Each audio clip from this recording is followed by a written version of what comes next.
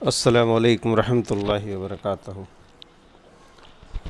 عزیز ساتھیوں، طلبہ اور طالبات، آج میں جماعت نہم سبق نمبر 12 کا پہلا ویڈیو لے کر کے حاضر ہوا ہوں۔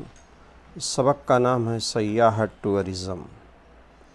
جیسا کہ آپ کو معلوم ہے کہ ایک لمبے عرصے کے بعد، تقریباً مہینہ بھر یا اس سے زیادہ عرصے کے بعد میں ایک نیا ویڈیو لے کے حاضر ہوا۔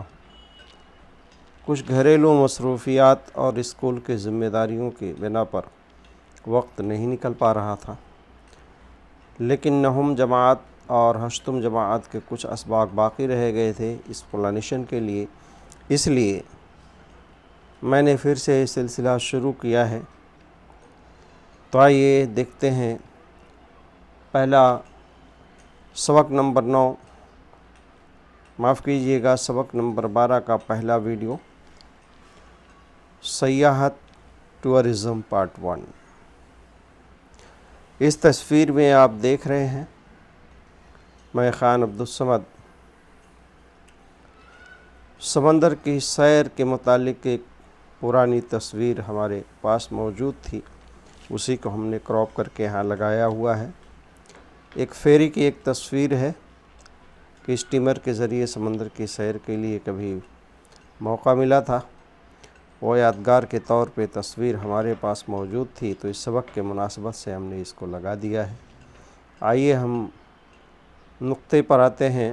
سیاحت یا ٹورزم کسے کہتے ہیں؟ سبق میں مختلف مثالوں کے ذریعے ٹورزم کو سمجھانے کی کوشش کی گئی ہے۔ یہاں میں براہ راست سیاحت کی تعریف بیان کرتا ہوں کہ سیاحت ایک اہم سرگرمی ہے جس میں انسان اپنے ماحول سے نکل کر، اپنے رہنے کی جگہ سے نکل کر کے کسی مقصد کے لیے، خوشی منانے کے لیے، لطف اٹھانے کے لیے، تفریح کرنے، معلومات حاصل کرنے، تجارت، تعلیم وغیرہ مقصد سے سفر کرتا ہے، اسے ہم سیاحت کہتے ہیں۔ تو سیاحت کی سادہ سی تعریف یوں بیان کی گئی ہے کہ کسی مقام سے خوشی منانے، لطف اٹھانے، تفریح کرنے، معلومات حاصل کرنے، تجارت وغیرہ مقصد سے سفر کرنا سیاحت کہلاتا ہے۔ لیکن ایک جغرافیہ کا طالب علم اگر سیاحت کا اس کا اہم مقصد ہوگا، وہ ہے مختلف قسم کی معلومات حاصل کرنا۔ سیر و تفریح تو اس کو مفت میں ملنے والی ہے، ذیلی مقصد ہے اس کا، لیکن جغرافیہ کے طالب علم کے لیے سیاحت ٹورزم کا جو سب سے اہم مقصد ہوگا وہ معلومات حاصل کرنا، مختلف قسم کی معلومات۔ جب ہم کسی علاقے میں جاتے ہیں، کسی نئے مقام پر، کسی نئے ماحول میں، تو وہاں کی فضاؤں سے، وہاں کے قدرتی ماحول سے، وہاں کے رسم و رواج سے مختلف چیزوں کا مشاہدہ کرنے کا ہمیں موقع ملتا ہے، تو ان چیزوں سے ہم بہت کچھ سیکھتے ہیں، معلومات حاصل کرتے ہیں۔ آج کے جدید دور میں صنعت ایک نادیدہ یا غیر مرئی تجارت کا روپ اختیار کر چکی ہے۔ یہ ایسی صنعت ہے جو دکھائی نہیں دیتی، نادیدہ ہے یا غیر مرئی ہے۔ سیاحت ایک قدیم سرگرمی ہے۔ ہم نے بھارت کی تاریخ میں پڑھا ہے، اسلامی تاریخ میں پڑھا ہے کہ بڑے پیمانے پر لوگ ایک جگہ سے دوسری جگہ مختلف اغراض و مقاصد کے تحت جایا کرتے تھے۔ وہ ایک قسم کی سیاحت ہی تھی۔ تو آئیے ہم دیکھتے ہیں کہ دنیا میں کون کون سے ایسے مقامات ہیں جن کی سیر و تفریح کی جا سکتی ہے، جن کی سیاحت کی جا سکتی ہے۔ سمندر کا ساحل، اسی طرح سے گرم پانی کے چشمے، قدرتی اور دلکش مناظر، تاریخی عمارتیں، مذہبی مقامات، مامن اور تحفظ گاہیں وغیرہ، یہ ایسی چیزیں ہیں جہاں جس کی ہم سیر کے لیے جا سکتے ہیں، جس کی سیاحت کی جا سکتی ہے۔ خصوصی طور پر قدرتی مناظر جس میں جھیلیں ہیں، پہاڑی مقامات ہیں، آبشار ہیں، اسی طرح جنگلاتی علاقے ہیں، مختلف یہ قدرتی دلکش مناظر ہیں، پانی کے چشمے ہیں، خاص طور پر گرم پانی کے چشمے جس کو ہم گیزر کہتے ہیں۔ عام طور پر ایسے کچھ علاقوں میں گرم پانی کے چشمے جاری ہو جاتے ہیں۔ اسی طرح سمندر کا ساحل ہے، بیچ وغیرہ، سمندر کا کنارہ، تاریخی عمارتوں میں قلعے ہیں، اسی طرح سے کچھ یادگاریں ہیں تاریخی، کوئی مقبرہ ہے وغیرہ وغیرہ۔ ایسی تاریخی جگہوں کی سیر کی جا سکتی ہے۔ مذہبی مقامات میں مندر ہے، مسجد ہے، گرودوارہ ہے، چرچ ہے، یا اسی طرح سے مختلف ایسی مذہبی عبادت خانے ہیں جس کی ہم سیر کر سکتے ہیں، زیارت کر سکتے ہیں۔ مامن اور تحفظ گاہ وغیرہ، یعنی ایسے نیشنل پارک جو مختلف قسم کے جانوروں اور مختلف نباتات کی تحفظ گاہ ہے، یا پرندوں کی تحفظ گاہ ہیں، برڈ سینکچوری وغیرہ۔ یہاں آپ تصویر میں دیکھ رہے ہیں، آپ کو تاج محل نظر آ رہا ہے، جو قدرتی منظر آپ کے سامنے ہے۔ اسی طرح سے اور کچھ مناظر ہیں آپ کے سامنے، ایک جھیل آپ کو نظر آ رہی ہے، اسی طرح سے یہ پارک نظر آ رہا ہے، یہ آپ کو ایک ٹاور، ایک قدرتی عمارت ہے، اور اسی طرح سے مختلف قسم کے ایسی چیزیں جو قدرتی یا تاریخی یا ثقافتی نوعیت کی ہوں، ان کی سیر کی جا سکتی ہے، یہ سیاحت کی جا سکتی ہے۔ جیسا کہ آپ کو معلوم ہے کہ سیاحت ملک کے اندر اور ملک کے باہر بھی ہوتی ہے، تو ہم سرحد کے لحاظ سے سیاحت کو دو حصوں میں تقسیم کر سکتے ہیں۔ پہلی ہے ملکی سیاحت، یعنی ایک ملک کی سرحد کے اندر ہونے والی سیاحت ملکی سیاحت کہلاتی ہے۔ مثال کے طور پر مہاراشٹر میں رہنے والا ایک فرد اتر پردیش میں آگرہ میں واقع تاج محل کو دیکھنے کے لیے جاتا ہے، تو اپنے ملک کے حدود کے اندر اس نے سفر کیا ہے، تو اس طرح سے وہ ملک کی سیاحت کر رہا ہے۔ ملک کی سیاحت کی ایک مثال ہے۔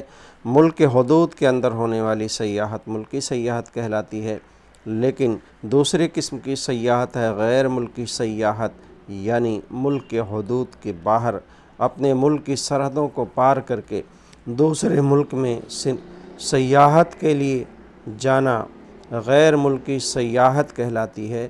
مثلاً بھارت کا کوئی باشندہ جاپان کی سیر کے لیے جاتا ہے، یہ غیر ملکی سیاحت ہے۔ یہ تو ہماری سرحد کے لحاظ سے سیاحت کی قسمیں ہو گئیں۔ اس کے علاوہ اور سیاحت کی دوسری اقسام بھی ہو سکتی ہیں۔ مقصد کے لحاظ سے سیاحت کی مختلف قسمیں ہو سکتی ہیں۔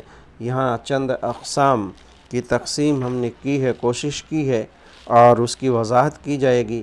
جیسے مذہبی سیاحت، مذہبی سیاحت یعنی کسی مقدس مقام جیسے مندر، مسجد، گرودوارہ، چرچ، مقبرہ، یا اسی طرح سے مختلف مقدس مقامات کی زیارت کرنا، یاترا، عرس، کارنیوال وغیرہ، جیسے گوا کا کارنیوال کافی مشہور ہے۔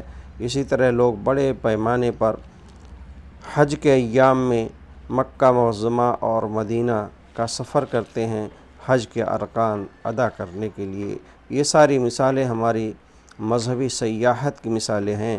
دوسری ہے طبی و معالجاتی سیاحت۔ طبی معالجاتی سیاحت کسی صحت یابی کے لیے، صحت کی غرض سے کسی جگہ پر سفر کرنا، جیسے پرانایام کے لیے، فزیو تھراپی کے لیے، یوگا کے لیے، یعنی مختلف، یا نیچروپیتھی کے ذریعے علاج کے لیے، مختلف طریقے سے صحت یابی کے لیے ہم کسی مقام کا سفر کرتے ہیں، سیر کرتے ہیں، تو اسے ہم معالجاتی سیاحت کہیں گے۔ اسی طرح سے اور تیسرے قسم کی سیاحت ہے زرعی سیاحت، یعنی دیہات کے علاقے کی سیر کرنا، جس میں گاؤں کی ثقافت کو سمجھنے کا موقع ملتا ہے، زرعی سرگرمیوں کو دیکھنے کا موقع ملتا ہے۔ مثال کے طور پر آپ کسی دیہات کے علاقے کی سیر کر رہے ہیں، جس میں کسان اپنے فارم ہاؤس میں مختلف قسم کے پھل اور سبزیوں کی تیاری کر رہا ہے، اگاتا ہے، پیدا کرتا ہے۔ اسی طرح سے پھل اور سبزیوں اور اناج کی پروسیسنگ کے ذریعے دیگر زرعی سرگرمیوں کو انجام دیتا ہے، جیسے پھلوں پر منحصر دیگر سرگرمیاں ہو سکتی ہیں، چھوٹی موٹی صنعت ہو سکتی ہے، جس میں جیلی، اچار، مربہ، جام وغیرہ بنانے کی صنعت۔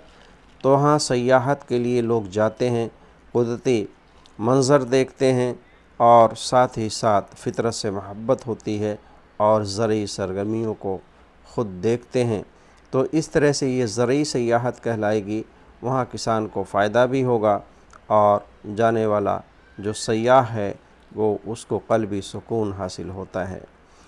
اسی طرح الگ قسمی سیاحت ہے نمبر 4 فلمی سیاحت، جہاں فلموں کی شوٹنگ ہوتی ہے یا فلمی سرگرمیاں انجام دی جاتی ہیں۔ لوگ وہاں پر گھومنے پھرنے کے لیے بڑے پیمانے پر جاتے ہیں۔ مثال کے طور پر یہاں 2 جگہوں کا نام دیا گیا ہے، ممبئی کی فلم سٹی، فلم نگری ممبئی، یا راموجی فلم سٹی حیدرآباد۔ اسی طرح مختلف زبانوں کی فلموں کی شوٹنگ کے لیے الگ الگ ایسے مقامات ہیں جن کی سیاحت کے لیے انتخاب کیا جا سکتا ہے۔ یہاں بھی تصویر میں آپ ایگریکلچر لینڈ فارم آپ دیکھ رہے ہیں اور دوسرے فلم سٹی کا ایک نظارہ یہاں پر دکھائی دے رہا ہے۔